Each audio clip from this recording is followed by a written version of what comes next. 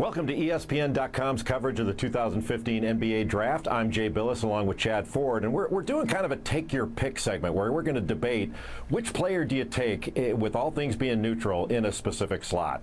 And we're going to start off talking about wings right now, and we're going to start with two players that are going to be in the top 10, we anticipate, of this NBA Draft on June 25th on ESPN, and that is Justise Winslow of Duke University and Mario Hezonja, who played last year in Spain. And Chad, if you've got that pick and you're looking at those two players only, which do you take first? Oh, man, it's so close. I think both of those guys are going to be great NBA players. I've loved Winslow all year. He's been the top wing on my big board all season.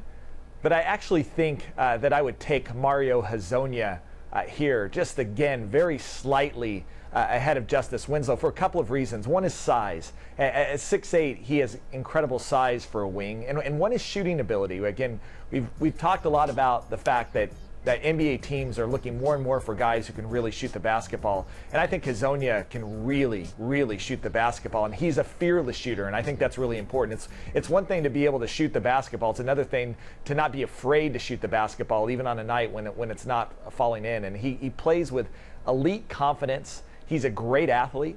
Some people refer to him as even a little bit crazy, but crazy can be good in the NBA. You need a bit of confidence, and I think this guy definitely doesn't lack in confidence. Again, I love Winslow. I could make the argument for Winslow, but if you're asking me, out of those, after we're talking about Karl Anthony Towns and Jahlil Okafor and D'Angelo Russell and Emmanuel Mudiay and Kristaps Porzingis, I think those are the consensus top 5 guys. If you're asking me who's the other guy in this draft that could be an NBA superstar, I think it's Hezonja.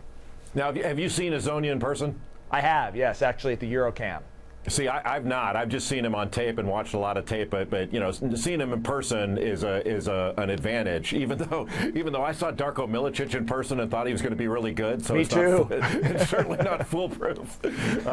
But in the tape I've watched, I agree with everything you just said in your scouting of him. He's really impressive, and he looks hyper competitive out on the floor.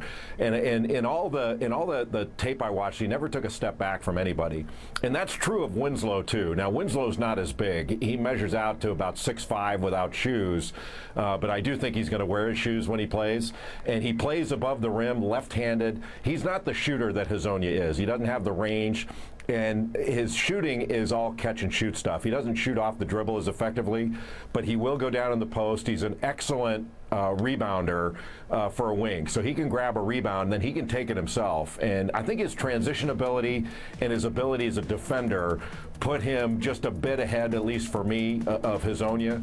Now, part of that may be too, Chad, that I haven't seen Hezonja in person. Maybe I am a little gun shy of not having seen a guy in person. But it's funny, when Winslow first got to Duke, I was at a preseason practice, and I kind of thought he was like James Harden. And Coach K told me, he says, nope, he's Dwayne Wade. And he said, he didn't say he's like Dwayne Wade. He said, nope, he's Dwayne Wade. And Mike Krzyzewski is not like a serial exaggerator. And I watched him throughout the year, as you did, and I kind of like that Wade comparison. And he's a young player. I think both are young, but I think he's going to continue to get better, and I think he's going to improve his shooting. I don't know that he'll ever be as good a shooter as Hezonja, but boy, this is one of the toughest calls, maybe in the Emmanuel Mudiay, D'Angelo Russell vein in this draft.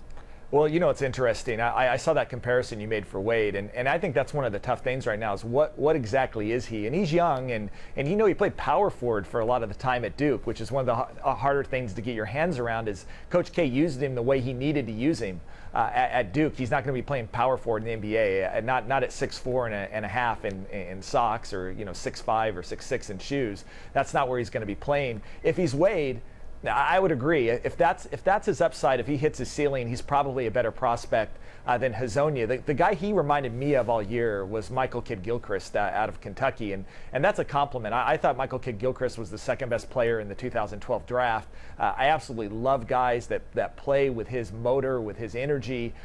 He's a guy that I think does so many things that don't show up in the box score for Winslow. The question is, will he consistently be able to create offense for himself? And And that's the question that I have for Winslow. Obviously, Dwayne Wade can do that in spades. So if that's who he becomes, then I would take Winslow over Hezonja. I'm just more confident right now that I know how Hezonja is going to create offense for himself in the NBA, and I know that he's going to be fearless in doing it.